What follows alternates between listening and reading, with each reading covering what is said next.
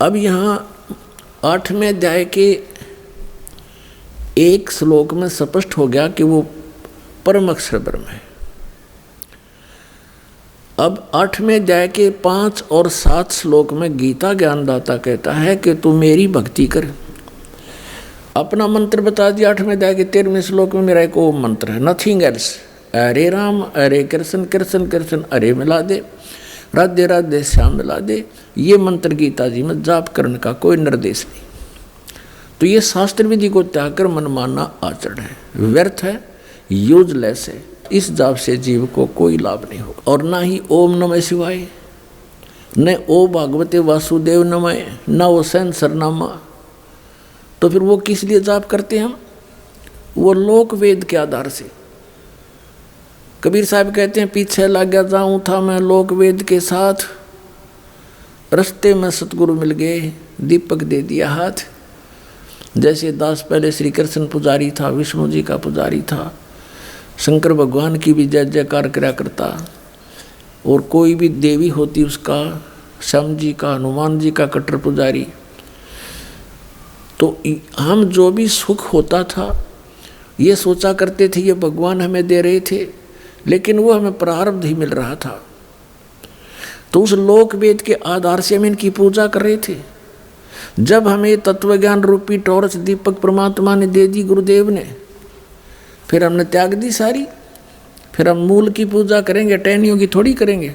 अब हम अपनी मूल की पूजा करेंगे, सिंचाई करेंगे तो टहनियाँ का फल लगेंगे। टहनी हमारी कोई ये नहीं कि कहते हैं ब्रह्मा विष्णु महेश को छोड़ने की कहते हैं इनके गुरुजी, नहीं।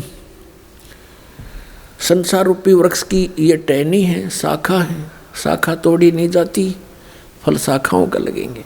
लेकिन पूजा मूल की करनी पड़ेगी। तो परमात्मा क्या कहा करते, थोड़ा सा हिंट देते हैं।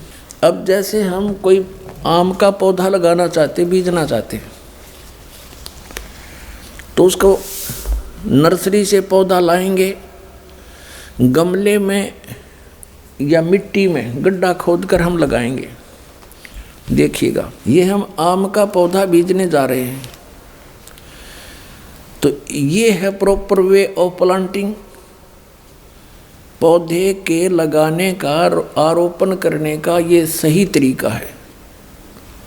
गमले में नीचे गड्ढे में जड़ गाड़ दी, गड्ढा खोदा, जड़ लगा दी, जड़ की तरफ से, मूल की तरफ से पौधे को मिट्टी में दबाया, इसकी पूजा शुरू करी, सिंचाई शुरू करी, तो ये सब टहनियाँ बढ़ गई, ये सब पेड़ बड़ा होगा और फिर टहनियों का फल लगेंगे। टहनी कौन सी है? रजगुण ब्रह्मा, सतगुण विष्णु, तपगुण शिव जी, ये तीनों शाखाएं हैं। अब इन शाखाओं के फल लगेंगे, लेकिन पूजा करनी पड़ेगी मूल की। तो ये हमारा अभिन्न अंग है। टहनी ब्रह्मा विष्णु महेश जी हमारे अभिन्न अंग हैं, इनको हम छोड़ नहीं सकते, हम इनको तोड़ नहीं सकते। मूर्ख तोड़ेगा। सिंचाई यहाँ से करेंगे, ये फल देंगे, बिना मांगे देंगे, क्योंकि अल्लद पद हो जाएंगे। ये है शास्त्र अनुकूल साधना, यानी एक परमात्मा की पूजा करनी चाहिए, अन्य की नहीं। और हम लोक वेद के आधार से कैसे कर रहे थे देखिएगा, हम देख बालका की तरह कर रहे थे। हंसी नहीं आओ जन्यों को पौधा ला रहा होता है, और किसी को यूँ कहे बेटा तू गलत लगा रखा है पौधा, ऐसा नहीं लगाना, इसको ऐसे लगाओ। वो नाराज हो है कि तू हमारी विधि को गलत बताता है, तू तो हमारा शत्रु है। नहीं, मित्र है। ये देखो, ये कोई तरीका है? तो हम ऐसे किए बैठे हैं सारे। परमात्मा कहते हैं कि एक साध्य सब सद, और सब साध्य सब जावे। ये सब साधन ते नष्ट हो गया व्यक्ति, ये पौधा कैसे हरा भरा होगा, सूख जाएगा। एक साध्य सब सद है, सब साध्य सब जावे। माली सींचे मूल को, फले फूले गोय। इतनी सी बात है। अब ये ज्ञान परमात्मा ने स्वयं आकर बताया हमारे को। पीछे लग गया जाऊं था मैं लोक वेद के साथ, रस्ते में सतगुरु मिले दीपक दे दिया हाथ। पहले परमात्मा हमें अपने ऊपर ही उदाहरण देकर समझाते हैं कि लोक वेद के आधार से अपना जीवन व्यर्थ कर रहा था, गलत साधना कर रहा था, और जब से सतगुरु मिल गए इस भक्ति मार्ग में, इस रास्ते में, दीपक दे दिया हाथ। ये तत्व ज्ञान रूपी टॉर्च दे दी, लैंप दे दिया कि इस लैंप की रोशनी में हम कुमार्ग पर नहीं जाएंगे, सुमार्ग पर चलेंगे। अब गीता जी अध्याय नंबर 15 के श्लोक नंबर 17 में स्पष्ट हो गया कि परम अक्षर ब्रह्म है। गीता जी अध्याय नंबर 15 के 4 में भी स्पष्ट कर दिया है कि उसी की पूजा करो, अन्य की नहीं। ये देखिएगा श्रीमद् भगवत गीता अध्याय 15 का, इसका 1 नंबर श्लोक आपको दिखाते हैं। पंचदशो अध्याय 15वां अध्याय। ऊर्ध्व मूलम अधः शाखम अश्वत्थम प्राहु अव्यम छंदासी यस्य पर्णानि ये तम वेद स वेदवित। इसका अर्थ है कि ऊर्ध्व माने ऊपर को, मूल माने शाखा, जिसके ऊपर को शाखा है, उल्टा लटका हुआ संसार रूपी वृक्ष है।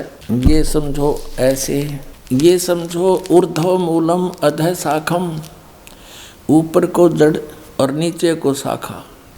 गीता ज्ञान दाता ने सिर्फ संकेत दिया है ऊर्ध्व मूलम अधः शाखम, बस, और कुछ नहीं बताया इसके बारे में। बाकी ऑप्शन छोड़ दिया कि तत्वदर्शी संत बताओगे इसके बारे में। तो परमेश्वर स्वयं आए थे कबीर जी तत्वदर्शी संत की भूमिका करने के लिए। उन्होंने स्वयं आकर बताया था कि अक्षर पुरुष जैसे जमीन से बाहर दिखाई देता है, ये एक पेड़ कहलाता है। अक्षर पुरुष और सरपुरुष, अक्षर पुरुष एक पेड़ है और सरपुरुष वहाँ की डार, और तीनों देवा शाखा हैं, ये पाते रूप संसारी। ये परमात्मा कबीर भगवान ने 600 वर्ष पहले बताया था। अक्षर पुरुष एक पेड़ है, निरंजन कहो सरपुरुष कहो वहाँ की डार, और तीनों देवा शाखा हैं, ये पात रूप संसार। तो वो परमात्मा ही स्वयं आकर के अपना ज्ञान अपने द्वारा रची हुई सृष्टि को ठीक ठीक बताते हैं। अब ये हम पढ़ेंगे गीता अध्याय नंबर 15 का श्लोक नंबर 1, आसानी तो समझ में आओगा। ऊर्ध्व मूलम अधः शाखम अश्वत्थम प्राहु अव्यम। ऊपर को जड़, नीचे को शाखा वाला ये संसार रूपी उल्टा लटका हुआ अविनाशी वृक्ष है। छंदासी यस्य पर्णानि, इसके छंद माने विभाग, पत्ते आदि इसके जो विभाग हैं, जो ये तम वेद, जो उसको जानता है, इन सब को जानता है विस्तार से, स वेदवित, वह वेद के तात्पर्य को जानने वाला है। इनका अनुवाद गलत देखो। आदि पुरुष परमेश्वर मूल वाले, यानी ऊपर जो मूल है जड़ रूपी परमात्मा, वो तो परम अक्षर ब्रह्म है। आदि पुरुष परमेश्वर सर्वशक्तिमान, ये पूर्ण परमात्मा परम अक्षर ब्रह्म है। यहाँ ये इन्होंने अनुवाद गलत कर दिया। अधः शाखम, अधः माने नीचे करना था। ये देखो इसी के दूसरे श्लोक में ये अनुवाद में अधः माने नीचे, अधः माने नीचे, ये दूसरे श्लोक में। तो यहाँ अधः माने नीचे आना चाहिए था। अधः शाखम, नीचे को शाखा, ऊपर को मूल वाला, नीचे को शाखा वाला। संसार रूपी वृक्ष के अविनाशी कहते हैं, वेद जिसके पत्ते कहे गए हैं। उस संसार वृक्ष को जो पुरुष मूल सहित तत्व से जानता है, यानी जड़ते लेकर पत्तों तक जो बता देता है, स वेदवित, वह वेद के तात्पर्य को जानने वाला, अर्थात वो तत्वदर्शी संत है। अब यहाँ क्या कहा है, अब हम चौथे में आ जाते हैं कि तत्वदर्शी संत की प्राप्ति के उपरांत गीता अध्याय नंबर 15 का ये श्लोक नंबर 4 है। ये श्लोक नंबर 4 है यहाँ पर। उसके पश्चात उस परम पद रूप परमेश्वर को भली भांति खोजना चाहिए, जिसमें गए हुए पुरुष फिर लौट कर कभी संसार में नहीं आते, और जिससे यानी जिस परमेश्वर से पुरातन संसार वृक्ष की प्रवृत्ति विस्तार को प्राप्त हुई है, जिस परमेश्वर ने संसार रूपी वृक्ष को बनाया है, रचा है, उसी आदि पुरुष नारायण की मैं शरण हूँ। इस प्रकार दृढ़ निश्चय करके उसी परमेश्वर का मनन और निधि ध्यान करना चाहिए। गीता ज्ञानदाता स्पष्ट कर रहा है कि केवल उसी नारायण की पूजा करनी चाहिए, परम अक्षर ब्रह्म की, अपने आत्मा। अब यहाँ सरपुरुष ये नाशवान, अक्षर पुरुष भी नाशवान। 15वें अध्याय के 16 और 17 में क्या लिखा है फिर पढ़ लो गीता जी। अब हम यहाँ पढ़ रहे थे अध्याय नंबर 15 का, ये 15 है, इसका श्लोक नंबर ये 16 है। यहाँ से इसमें लिख रहा क्या, दिवौ इमौ पुरुषौ लोके सर्च अक्षर एव च सर सर्वाणी भूतानि कुटुस्थ अक्षर उच्यते। अब यहाँ दिवौ माने दो, इमौ माने इस, लोके माने लोक में, पुरुषों माने परमात्मा हैं। कौन कौन से हैं? सरपुरुष और अक्षर पुरुष। इस पुरुषों को हम यहाँ भी लगा सकते हैं, सरपुरुष और अक्षर पुरुष। अब इसका यहाँ से अनुवाद पढ़ो इनका। इस संसार में नाशवान और अविनाशी भी ये दो प्रकार के पुरुष हैं। इन्होंने यहाँ पुरुष छोड़ दिया। दो प्रकार के प्रभु हैं, स्वामी हैं।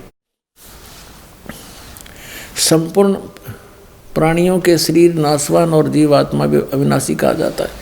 अब यहाँ इसका अर्थ तो ये है कि ये सरपुरुष और अक्षर पुरुष ये सभी नाशवान हैं। इनके अंतर्गत जितने प्राणी हैं उनके शरीर भी नाशवान हैं, लेकिन जीवात्मा किसी की नहीं मरती।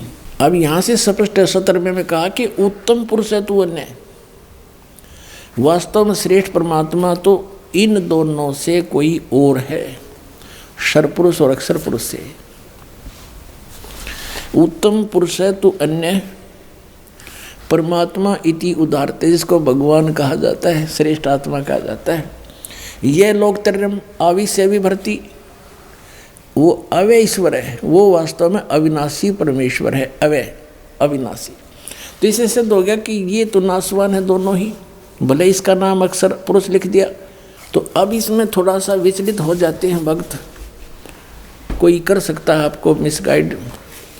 कि 15वें अध्याय के 18वें श्लोक में गीता जी में गीता ज्ञानदाता कहता है, क्योंकि मैं नाशवान जड़वर्ग क्षेत्र से तो सर्वथा अतीत हूँ और अविनाशी जीव आत्मा से भी मैं उत्तम हूँ, इसलिए लोक और वेद में पुरुषोत्तम नाम से प्रसिद्ध हूँ। जबकि इसकी मूल संस्कृत देखो